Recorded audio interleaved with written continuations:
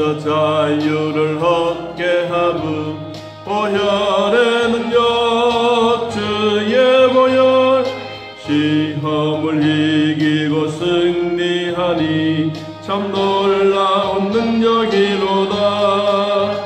주의 보혈 능력이 또다. 그의 피 믿어 주의 보혈 그 어린 양의 매우 귀중한 피로다. 육체의 정욕을 이길 힘은 보혈의 능력 주의 보혈 정결한 마음을 얻게 하니 참 놀라운 능력이로다. 주의 보혈 능력이 또다. 주의 피 믿어 주의 보혈 그 귀중한 피로다. 찾으신 줄 알고 하나님 말씀 함께 했습니다. 무교절의 첫날에 제자들이 예수께 나와서 이르되 유월절 음식 잡수실 것을 우리가 어디서 준비하기를 원하시나이까. 이르시되 성안 아무개에게 가서 이르되 선생님 말씀이 내 때가 가까이 왔으니 내 제자들과 함께 유월절을 내 집에서 지키겠다 하시더라 하라 하시니 제자들이 예수께서 시키신 대로 하여 유월절을 준비하였더라. 아멘. 유월절의 음식에 관한 부분들을 좀 오늘 말씀을 나누려고 합니다. 오늘 본문의 내용은 이제 무교절 첫째 날에 예수님이 제자들에게 유월절 저녁 만찬을 어디서 하면 좋겠느냐. 성 안에 들어가면 거기에 가면 아무개가 있는데 그에게 가서 오늘 만찬을 준비해라. 그랬더니 제자들이 예수님이 말씀하신 대로 그대로 준비하였더라고 말씀하고 있습니다. 그 뒤에 있는 부분들은 이제 저녁에 12제자들과 만찬을 하시면서 가룟 유다가 예수님을 판다라고 하는, 팔려고 하는 생각, 마음, 습관, 돈, 이 모든 것이 그 뒷부분에 있습니다. 뒷부분에는 어제 새벽에 말씀을 좀 드렸기 때문에 그것은 조금 생략하도록 하고 오늘 유월절 음식에 대한 내용들을 이제 같이 조금 하도록 하겠습니다. 제가 이 준비를 하다가 보니까 사실상 음식에 관해서는 별로 이야기한 적이 없었어요. 그런데 유월절 음식, 예수님이 유월절 음식을 잡수시도록 미리 준비하시는 그 모습을 우리가 보게 되는데 이 유월절의 희생 제물의 네 가지의 요건이 반드시 필요합니다. 이 네 가지의 요건을 찾아보려고 하면 출애굽기 12장에 보면 그 내용들이 나오고 있습니다. 여러분 출애굽기 12장 한번 보겠습니다. 우리 지난 시간에 한번 보았던 내용인데 한번 더 살펴보도록 하겠습니다. 자, 출애굽기 12장 4절. 자, 4절 같이 한번 읽어봅니다. 그 어린 양에 대하여 식구가 너무 적으면 그 집의 이웃과 함께 사람 수를 따라서 하나를 잡고 각 사람이 먹을 수 있는 분량에 따라서 너희 어린 양을 계산할 것이며, 이 구체적인 어린 양이 얼마나 크고 적고 이게 아니고 가족의 숫자에 따라서, 가족의 숫자가 많으면 그래 좀 덩치가 있는 것을 잡을 것이고 가족의 숫자가 적으면 아무래도 조금 작은 어린 양을 잡게 되는 거예요. 그런데 우리 성경에 나오는 이 어린 양을 잡을지니라고 하는 이 말씀은 보통 이 가족의 신명의 기준을 잡아서 이 어린 양을 잡는데요. 그러면 이 뒤에도 나옵니다만은 어린 양을 잡아서 다 먹어야 되잖아요. 그럼 10사람이 뭐요? 어린 양 한 마리를 10사람이 어린 양 한 마리를 다 먹는다는 그 결론이에요. 그래서 다 먹지 못하면 아침까지 먹고 그리고는 그 다음날 아침에 다 태워버려라. 그렇게 성경이 이제 우리에게 가르쳐 주고 있는 거예요. 자, 출애굽기 12장 5절. 너희 어린 양은 흠없고 1년 된 수컷으로 하되 양이나 염소 중에서 취해라. 오늘 그 6월절 음식이 4가지의 조건이에요. 이 4가지의 조건이 5절 말씀에 있습니다. 첫째 뭐냐니까 어린 양을 잡아라. 어린 양. 두 번째는 뭐요? 흠 없는 것. 흠이 없는 것. 세 번째는 1년 된 것. 수컷. 그리고 양이나 염소 중에서 취해라. 그러니까 이 6월절 음식은 우리로 말하면 한식 뭐 뷔페 이런 개념이 아니고 어린 양을 잡아 피를 뒤에 이제 문설주에 발라 우슬처럼 묶어서 피를 막 뿌리는 이런 절차적인 과정들이 필요한데 실질적으로 이 6월절을 저희들은 뭐 경험해 보지를 못했지 않습니까?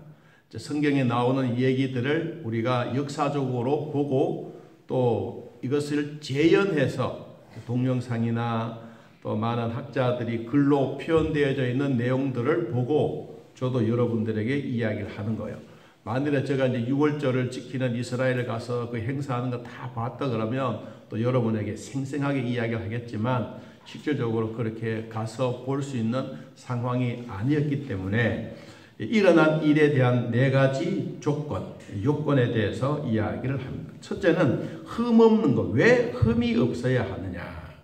그거는 거룩하신 하나님께서 바치기에 가장 적절하고 그리고 완벽한 상태인 것을 드려라. 흠이 없다라고 합니다. 그리고 어린 양이나 염소의 몸에도 상처도 날 수도 있고 또 다리가 부러질 수도 있고 그리고 질병이 걸릴 수도 있고 그리고 이 작지만 흠이 없어야 된다. 첫째는 흠이 없으려고 하면 뒤에 나오는 6절에 보면요. 거기에 대한 또 해답이 나와요. 왜 흠이 없어야 되느냐? 자, 6절 봅니다. 12장 6절. 이달 열날까지 간직하였다가 해질 때에 이스라엘 회중이 그 양을 잡아라. 열나흘 14일까지 기다리는 거예요. 자, 어린 양을 이 절기를 지키기 위해서 뭐 우리로 말하면 서울에서만 예루살렘에서만 경비를 드리잖아요. 그러니까 부산에서나 뭐 대전에서나 대구에서나 저 광주에서나 양을 몰고 가야 되잖아요. 양을 몰고 가다가 도망갈 수도 있고 가다가 뭐 우리로 말하면 뭐 도둑을 만나서 뺏길 수도 있고 또 가다가 뭐 돌멩이 맞아가 또 상처 날 수도 있고 이 여러 가지 절차적인 과정이 많은 거예요. 그래서 14일 동안 도착해서 거기서 기다리고 있는 거예요. 기다리다가 며칠을 또 이렇게 돌아보느냐 하니까 4일 동안 14일까지 도착해서 4일 동안 가만히 양들을 이제 살펴. 염소도 살피고 양도 살피고 그리고 돈이 없는 사람은 비둘기 그것도 더 없는 사람은 가루를 빻았던 소재를 드리고 이제 그런 절차적인 과정이 있는 거예요. 그래 14일 동안은 어떻든 먼 거리에서 걸어서 예루살렘에 도착해서 그리고 제사를 드릴 수 있는 성막이 있는 이곳에 도착해서 며칠 동안 4일 동안 기다리는 거예요. 왜 기다리느냐? 4일 동안 흠이 없는지 있는지 그때를 살펴보는 거예요. 4일 동안 살피다가 얘가 뭐 갑자기 막 예를 들어서 막 토하거나 올 때는 괜찮았는데 갑자기 막 다리를 막 절거나 뭐 눈이 하나 막 빠져버리고 막 이러면 이제 흠이 있는 거예요. 그럼 얘는 이제 골라가지고 너는 이 재물이 아니다. 골라놓은 거예요. 그때까지 기간이 흠이 없도록 기다리는 거예요. 그러면 14일에서 플러스 4일 하면 최소한 18일 정도는 이 양이나 염소나 흠이 없어요. 이것을 성경에서 이야기해주고 있는 6월절의 첫째 음식이에요. 양. 그래서 이 어린 양을 잡기는 잡지만은 흠없는 것을 드려라. 이것은 이 순결하셨던 예수 그리스도께서 대속의 제물이 되셨던 이것은 바로 예수 그리스도의 완성품이다. 구약에서는 이 짐승을 잡아 피를 드렸지만 신약에서는 히브리서 9장 22절의 말씀처럼 피가 없이는 죄사함이 없느니라. 그래서 예수님이 직접 자기의 피를 흠없이, 그래서 하나님 앞에 자기의 몸을 드리는 거예요. 이 흠이 없다라는 이 말은 그냥 저도 뭐 간단하게 설명해서 그렇지만 이 절차적인 과정이 참 많습니다. 가서 씻고 목욕시키고 발톱을 깎고 눈곱지 있으면 또 다 닦아내고 이 절차적인 과정이 엄청나게 많아. 그런데도 불구하고 이 어린 양을 흠없는 것을 해라. 그 다음 두 번째, 1년 된 수컷으로 해라. 여기 1년 된다라는 이 말은 양이나 염소에게 가장 왕성할 때, 그리고 아까도 얘기했지만은 신명 가족의 단위로 먹기에 가장 적절한 양이 바로 1년 된 어린 양이나 염소라는 겁니다. 그리고 이 너무 어리거나 또 3년생이나 이런 것은 받지 않는다. 그러니까 오로지 1년생 된 것을 하나님께 드려라. 이것은 하나님이 우리들에게 가장 적절한 시기, 예수 믿고 구원받았던 하나님의 백성들이 세월이 지나가면 지나갈수록 이 영향력을 가지고 믿음으로 잘 살아야 되는데 1년 된 우리의 마음, 믿음의 역사, 그리고 우리가 1년 된 마음으로 하나님 앞에 헌신하고 봉사하자. 그래서 처음 내가 예수를 만났을 때 그 감동, 기쁨, 즐거움, 1년 동안 그 회복이 되어가는 그 과정 속에서 1년 된 흠이 없는 것을 드려라. 그 다음 세 번째는 뭐예요? 수컷을 드려라. 수컷. 수컷은 이 짐승의 양성에 대한 대표예요. 대표. 그래서 대표는 10지향 지향 가운데 장자의 죽음이잖아요. 9번째, 10번째 지향 속에서 유월절을 이야기를 했기 때문에 이제 깜깜한 흑암 속에서 있다가 죽음의 천사가 와서 장자들을 막 죽이잖아요. 피가 없는 이곳에. 그러니까 그때부터 시작해서 피가 없는 사람들은 그 가족이 전멸해요. 한마디로 말하면. 자, 전멸되어졌던 그곳에 예수 그리스도의 보혈의 피, 문설주의 임방에 발라졌던 어린 양의 피를 보고 죽음의 천사는 지나간 거예요. 이게 유월절이에요. 그러면 하나님의 수컷은 우리로 말한다면 이 수컷을 모든 것을 다 상징하는 그 가정의 가장 첫째 아들 장남에 대한 대표성에 대한 수컷을 이야기를 합니다. 그다음 네 번째는 양과 염소를 드려라. 이 양을 가진 자는 양을 잡고 양이 없는 사람은 염소를 잡고 그리고 이것보다도 더 가난하면 비둘기를 드리고 이것도 없으면 곡식을 빻아서 흰 가루 소재를 들여서 이들에게 대한 유월절을 지키는 음식이었습니다. 자, 유월절에 가지고 있는 이 음식은 반드시 우리가 뭘 상징해 주느냐? 죄에서 자유를 얻는 예수 그리스도의 보혈의 피에서 우리는 죄사함 받고 하나님의 자녀로 당당하게 살아가는 이 진정한 의미가 있는 거예요. 자, 하나님이 우리에게 보여주셨던 이 4일 동안 꼭 간직해야 될 이 부분들이 아까 잠깐 설명을 드렸는데 이 4일 동안 있었던 이것은 어린 양의 상태를 충분히 검사하고 아까도 이야기했지만은 시간을 여유를 두고 얘가 진짜 흠이 있는지 없는지를 살펴보는 우리로 말하면 하나님의 구원의 은혜를 선명하게 나는 구원받은 백성이다. 난 하나님의 자녀로 산다. 이런 기쁨과 즐거움이 있을 때 우리는 그때까지 진짜 흠이 없는 것을 돌아보는 이것입니다. 자, 그리고 7절 말씀해 봅니다. 출애굽기 12장 7절. 그 피를 양을 먹을 집 좌우 문설주와 임방에 바르고 그 피를 발라라. 우리로 말하면 들어오는 입구에 이렇게 밑바닥이 아니고 양옆에 있는 이것을 바르는데 성경에 보니까 이 문설주에 바르기는 바르는데 그냥 어떻게 하라고 했느냐 하니까 이 피를 보고 죽음의 천사가 떠나가는 그 일을 하는 것이죠. 그래서 이 문설주에 바를 때 우슬초, 우리나라에도 우슬초라는 게 있습니다. 우슬초에 툴툴 말아서 이 뭉치를 묶어서 그리고 어린 양의 피를 발라 그리고 이 좌우의 문설을 바르고 그리고 피를 또 뿌려 이렇게. 천주교에 가면 그 신부들이 이렇게 이렇게 하는 게 있잖아요. 그렇게 하듯이 이 뿌리는 거예요. 뿌리고 난 다음에 이제 제사를 올바르게 드려지는 거예요. 자, 또 음식이 있습니다. 8절에 그날 밤에 그 고기를 어디에 불에 구워 뭐하고 무교병과 쓴 나물과 아울러 먹어라. 날 것으로나 물에 삶아서 먹지 말고 머리와 다리와 내장을 다 불에 구워 먹고 아침까지 남겨두지 말며 아침까지 남은 것을 뭐 해버려라? 불살라버려라.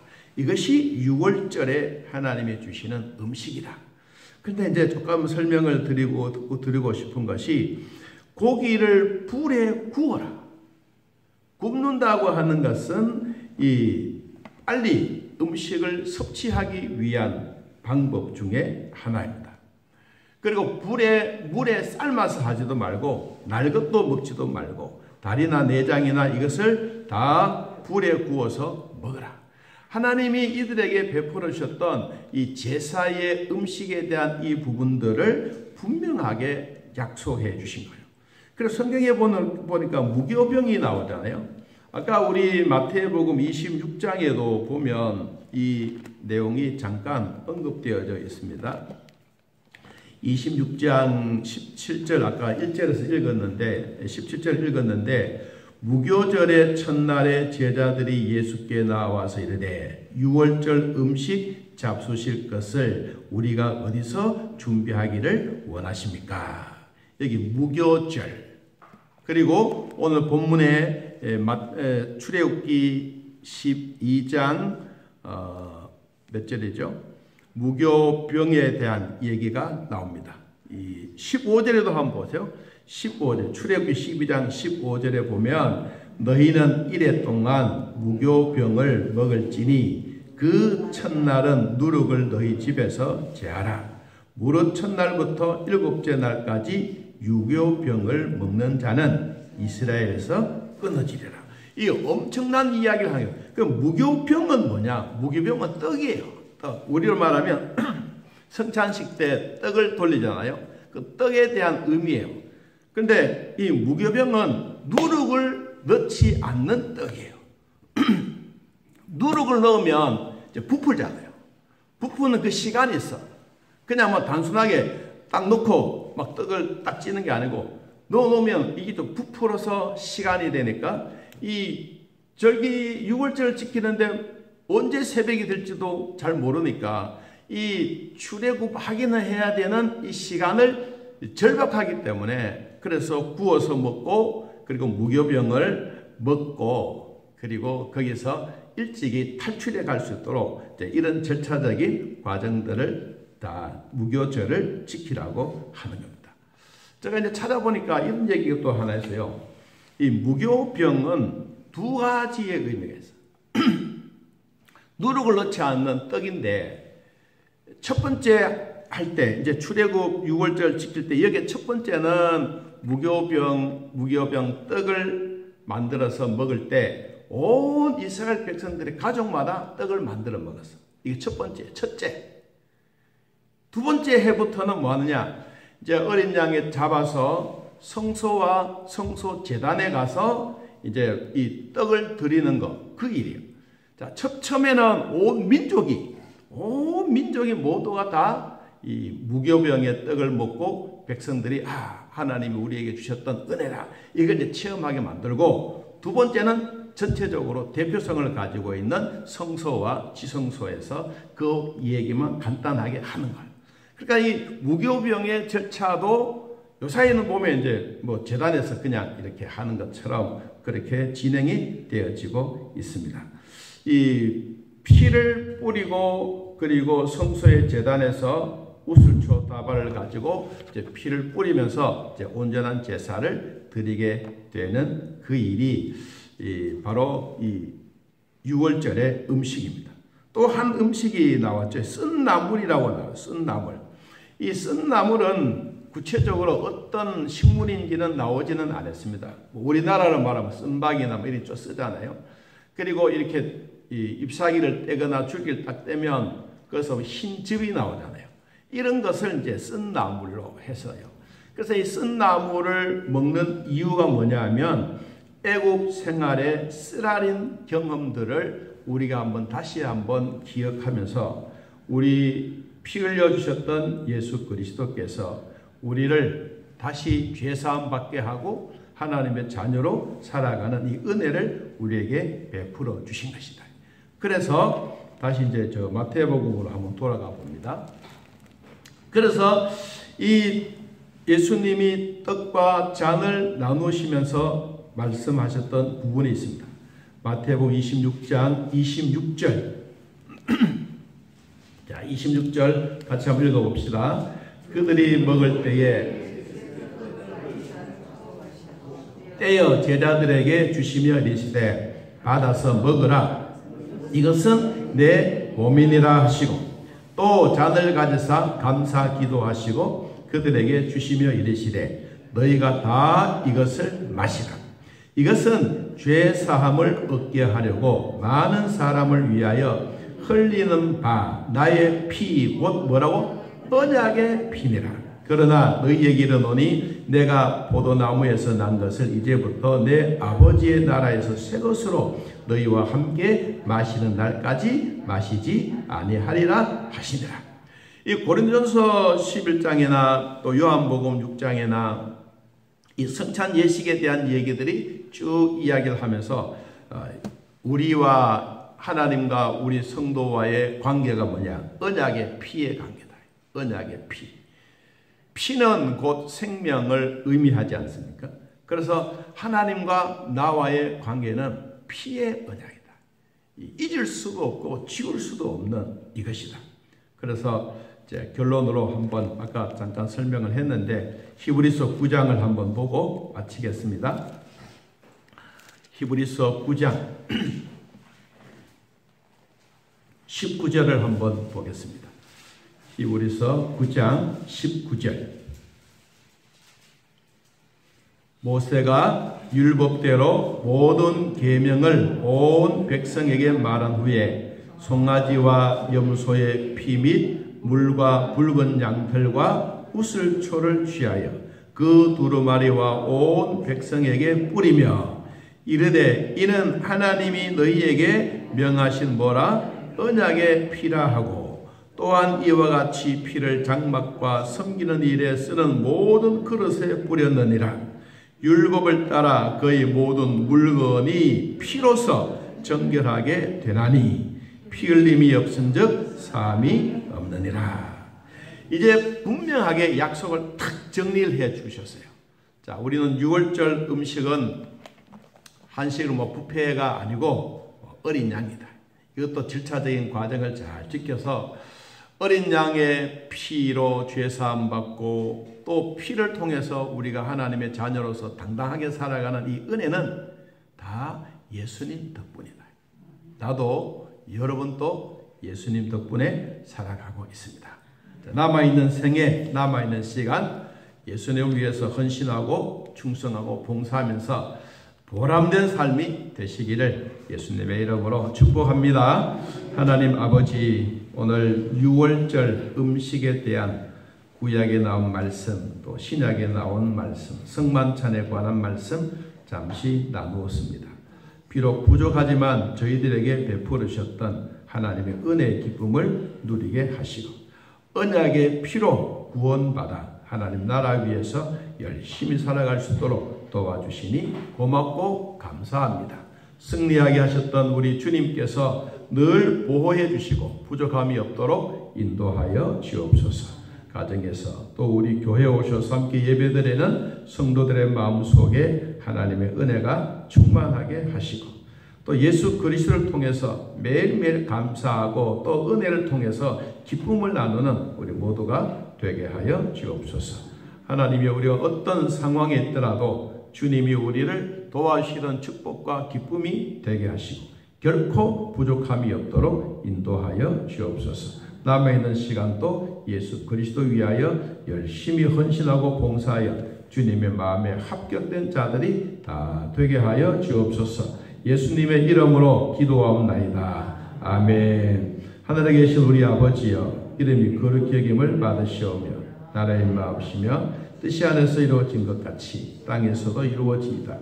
오늘날 우리에게 일용할 양식을 주옵시고 우리가 우리에게 죄진 자를 사하여 준 것 같이 우리 죄를 사하여 주옵시고 우리를 시험에 들게 하지 마옵시고 다음 악에서 구하옵소서. 대개 나라와 권세와 영광의 아버지께 영원히 있사옵나이다. 아멘. 자, 이렇게 드리겠습니다.